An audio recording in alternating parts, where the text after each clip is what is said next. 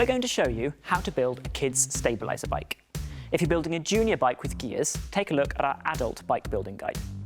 To follow this guide, you're going to need a hex key set, a socket set, a torque wrench with a 12 to 60 Nm range, some grease, a pair of safety gloves, a bike stand is ideal but not necessary, a pump for the tyres, some spanners, and a pedal spanner. First of all, get all of the parts laid out. You don't want to lose something along the way. Start by fitting and securing your seat post and saddle. You should also grease the seat tube.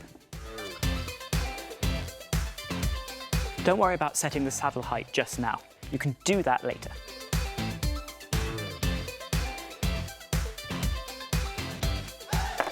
Now you can pop on the front wheel.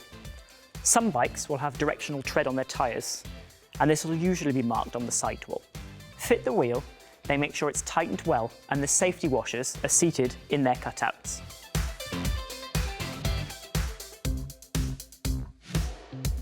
Next, fit the handlebar and stem and secure the brake levers.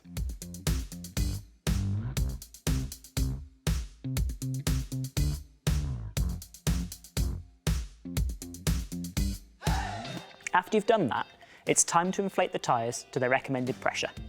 You can find this number on the tyre wall. Once that's done, check the tyres sit snugly on the rim. Now, check all the cables are routed smoothly and all the end caps are fitted.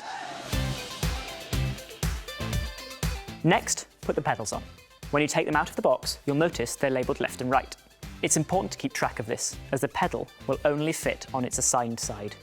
The pedal for the right-hand side of the bike has a conventional right-hand thread and does it clockwise. However, the pedal for the left-hand side has a left-hand thread and does it anti-clockwise.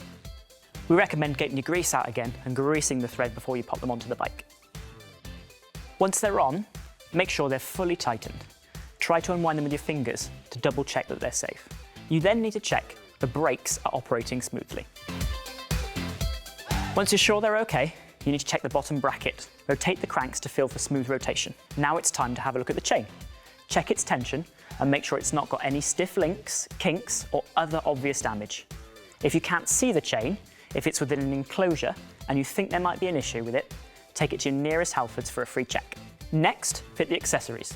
Stabilisers go straight onto the rear axle. The doll carrier then fits between the rear brake and the frame, with its supporting arms fitted to the rear axle.